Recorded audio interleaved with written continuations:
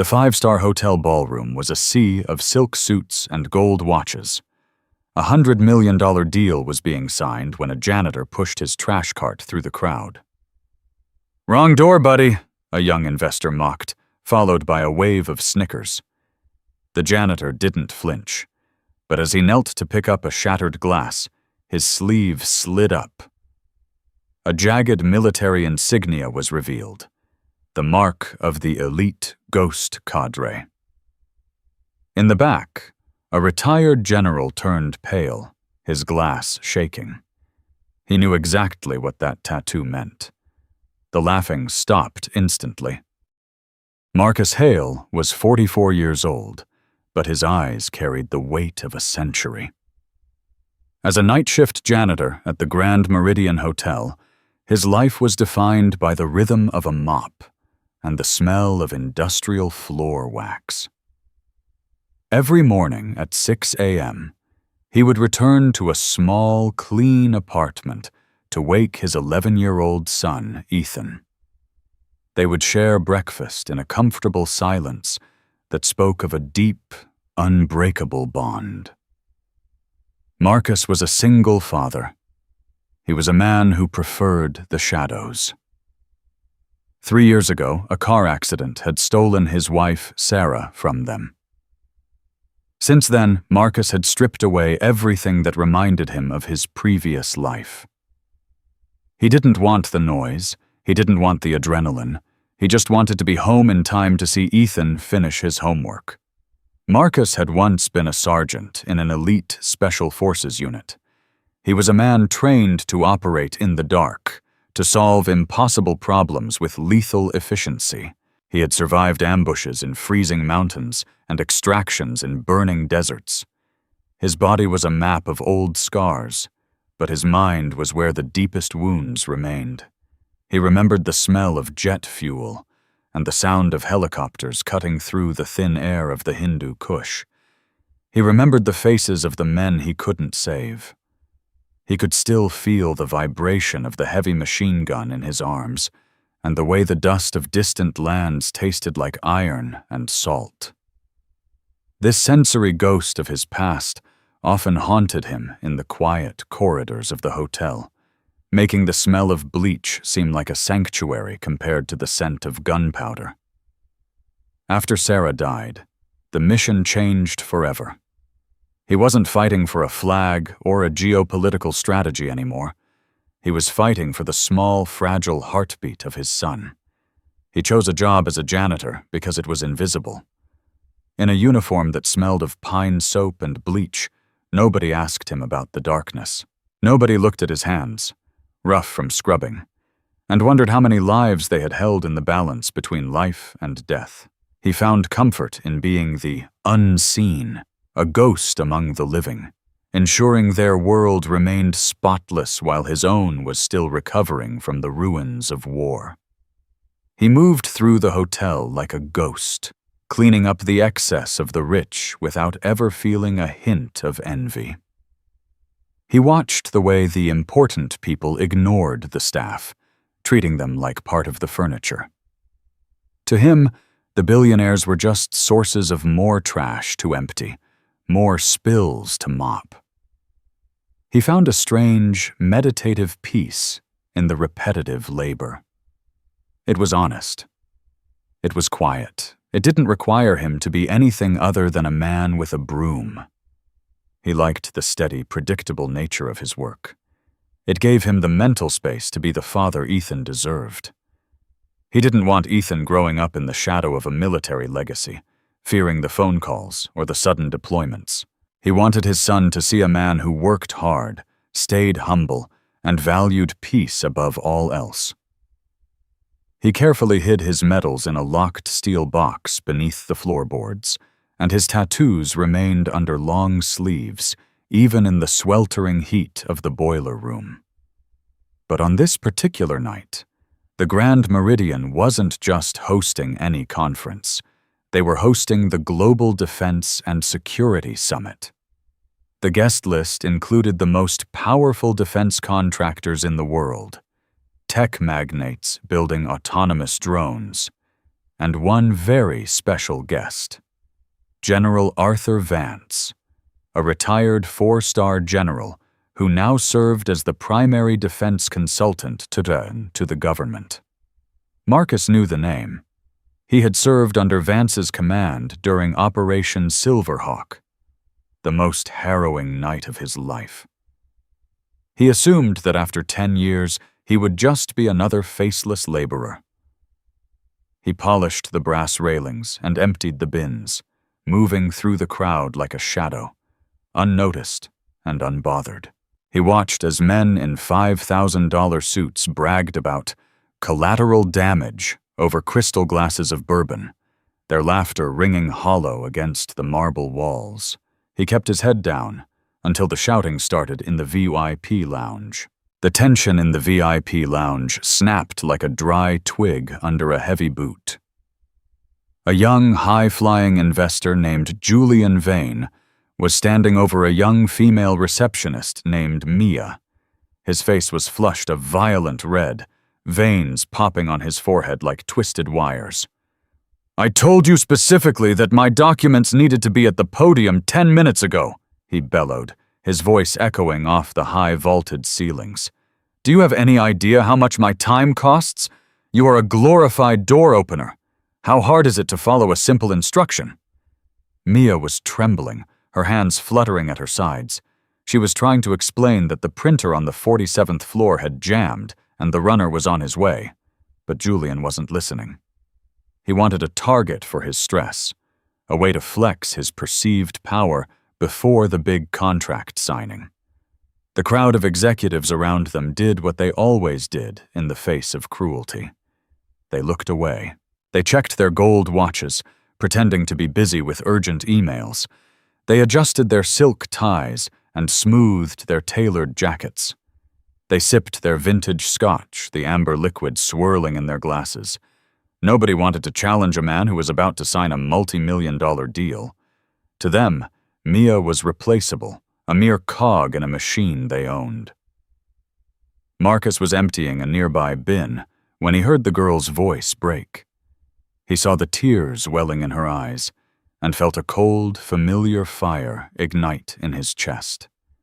It was a controlled burn, the kind of fire he used to keep himself warm during the long, freezing nights in the mountains of Kandahar. He walked over, the wheels of his cart squeaking on the pristine marble floor, a sound that seemed loud in the sudden silence. "Sir," Marcus said, his voice low, gravelly, and incredibly steady. "Please lower your voice. The girl is doing her best. There is no need for this in a public space." Julian stopped mid-sentence, his mouth hanging open in shock. He turned slowly, looking Marcus up and down with a look of pure, unadulterated disgust. "Stay in your lane, janitor," Julian sneered, the words dripping with venom.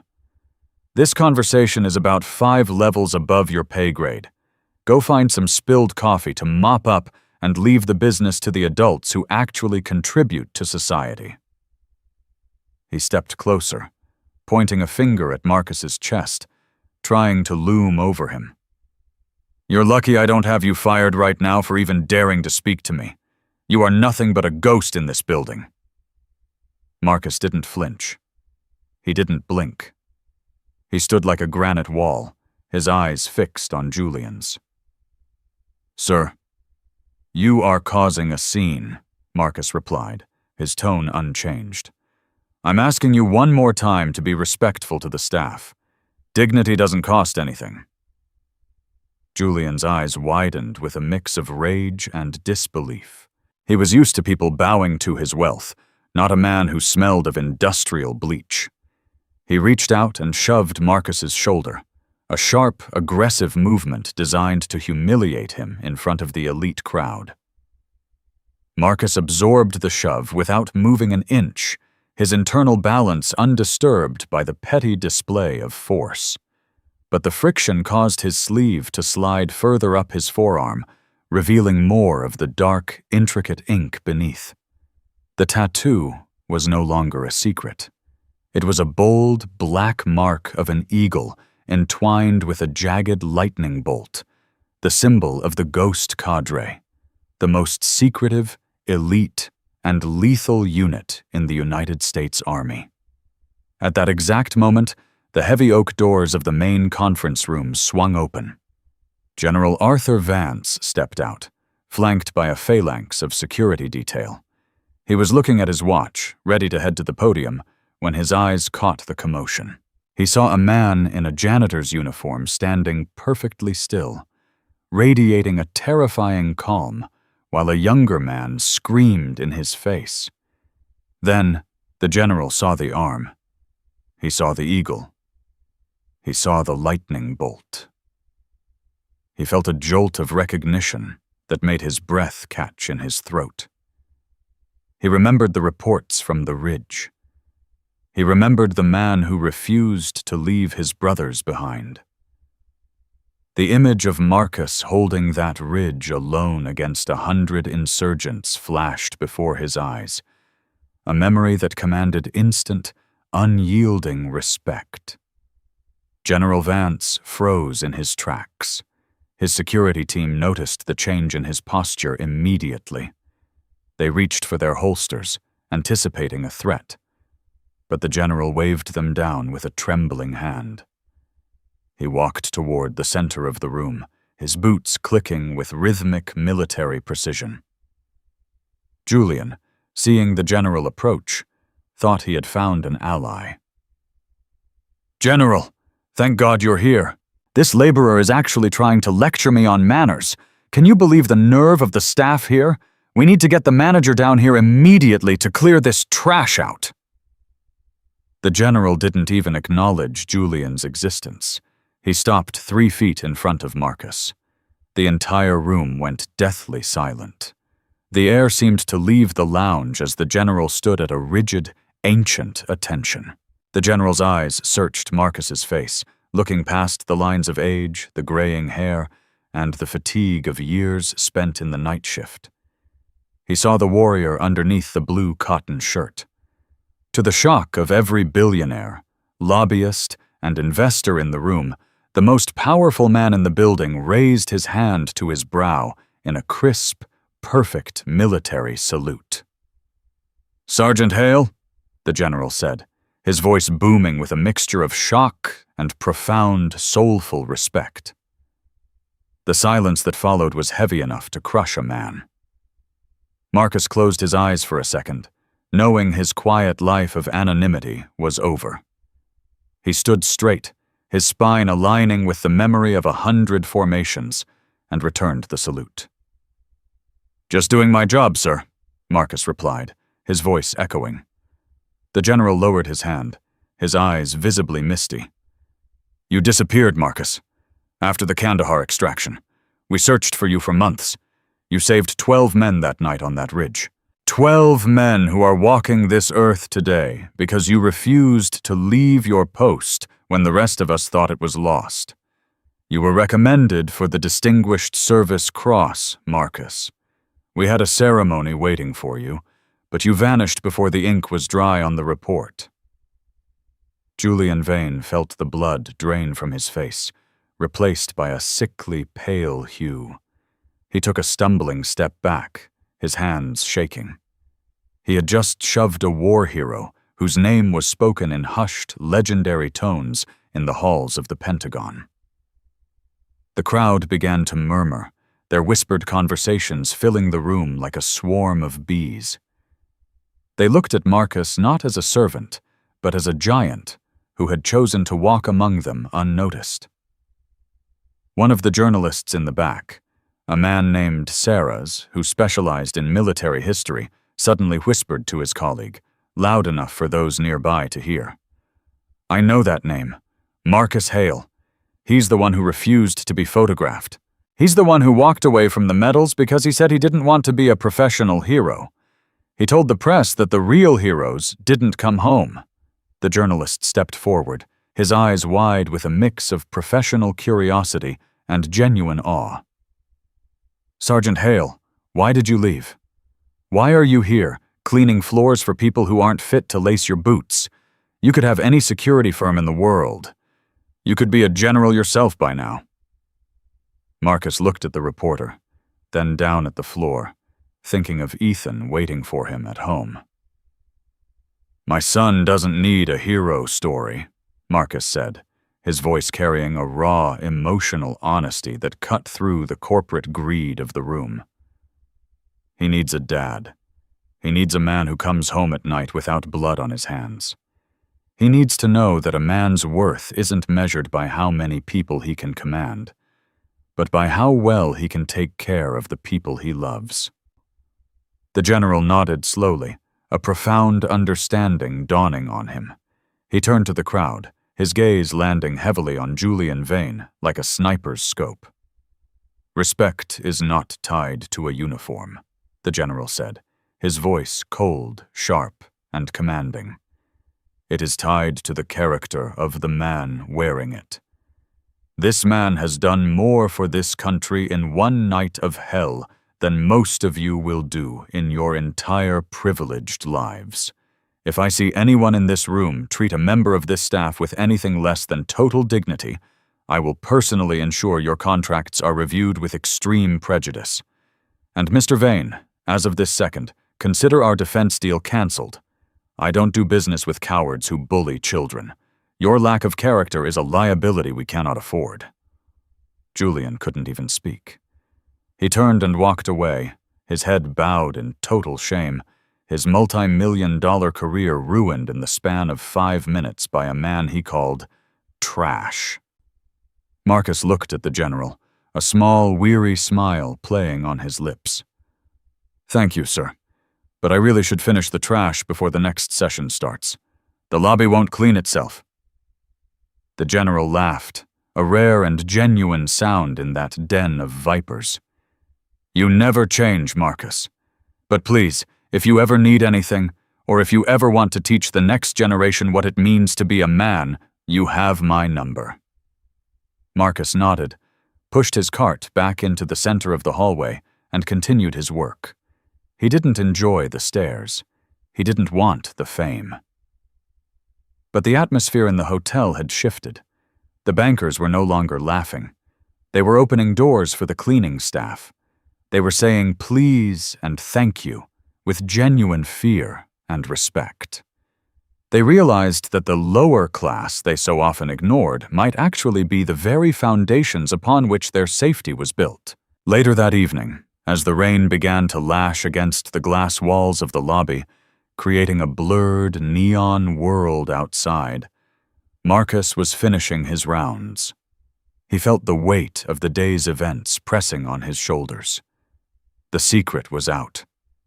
He heard footsteps, quick, frantic ones. It was Julian Vane again. The young investor looked like a ghost of his former self. His expensive suit was wrinkled, his tie was undone, and his confident swagger had been replaced by a desperate tremor. "Sergeant Hale," Julian said, his voice cracked and hollow. Marcus stopped mopping, but didn't turn around. "I want to apologize. I didn't know. If I had known who you were, I never would have. I lost everything today, Sergeant. My firm, my reputation, my father's legacy. It's all gone because of one mistake. Please, help me." Marcus finally turned. He looked at Julian with a calm, neutral expression that was more terrifying than anger. "That's the problem, isn't it? You only think people deserve respect if they have a title or a medal you recognize. You don't owe me an apology because I'm a sergeant. You owe that girl, Mia, an apology because she's a human being. You owe the waiter an apology. You owe yourself an apology for thinking that your bank account gives you the right to be a bully.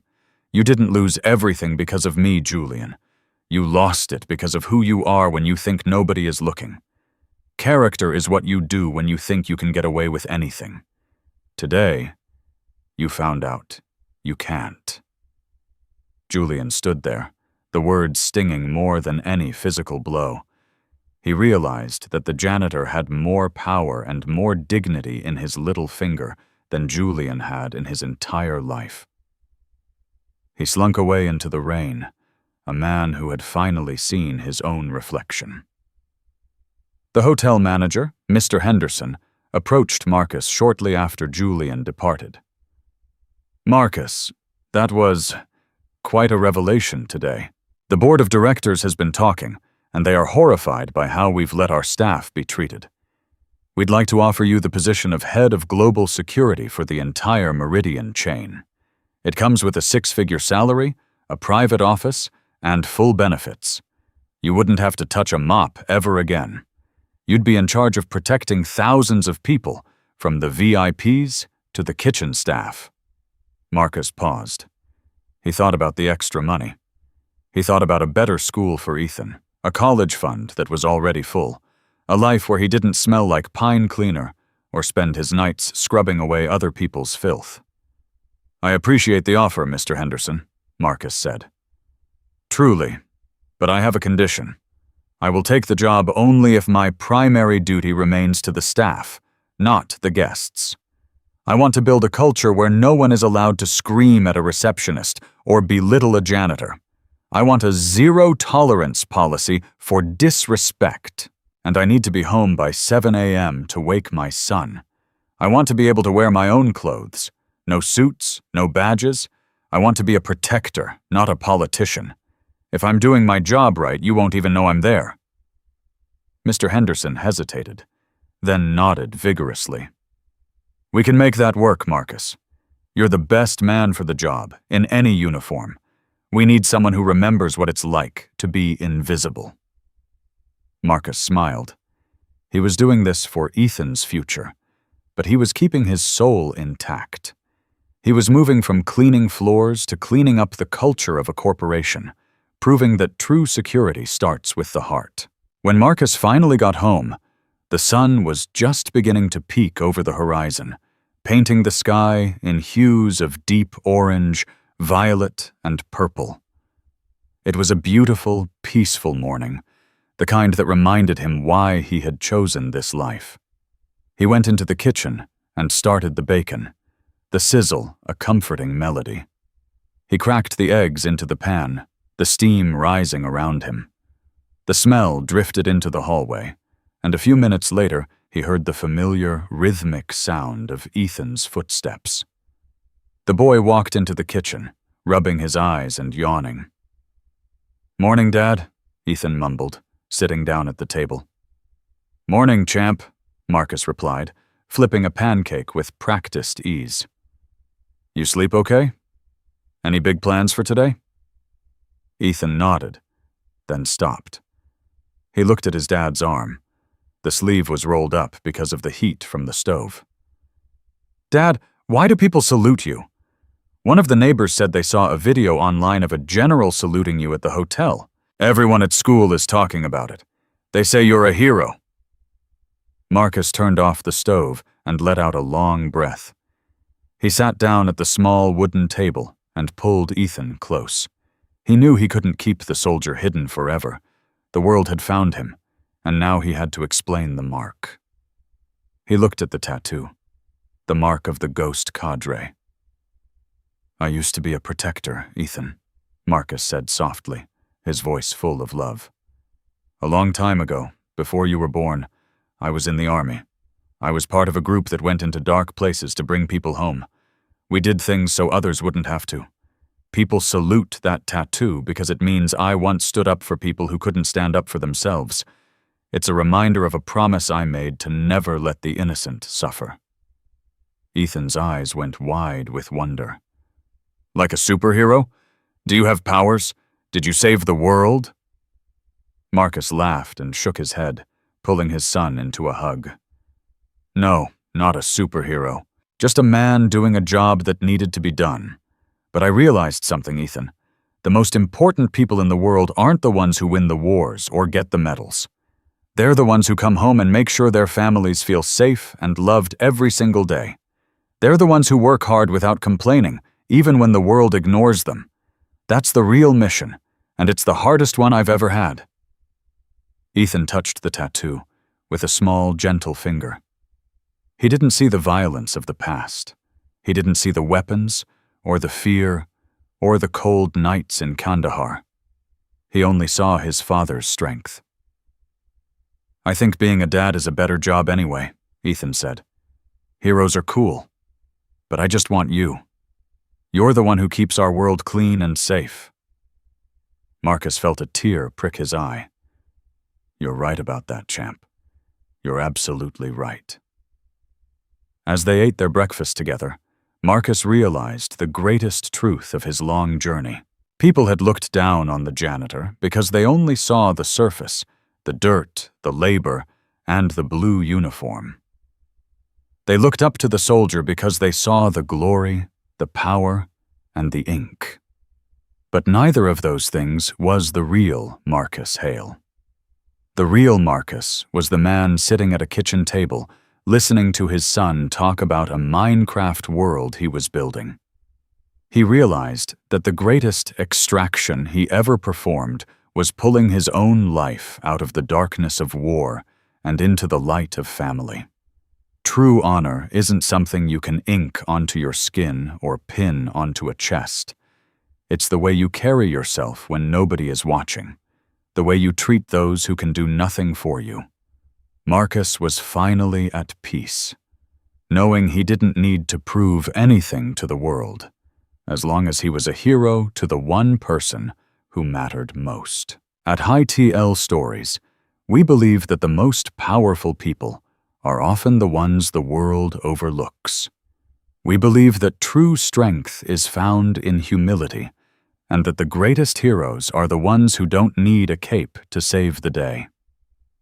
If Marcus's story touched your heart, if it reminded you that every person you pass has a story you don't know, then please subscribe and join our community. We are here to tell the stories of the underdogs, the quiet professionals, and the parents who sacrifice everything for their children. Because in the end, it's not the title that defines you. It's the heart. Thank you for listening, and remember, never judge a book by its cover, because you never know what kind of legend is hiding behind a simple uniform. Every soul carries a story, and some are written in ink you can only see when the sleeve is rolled up. Respect the person, not the position.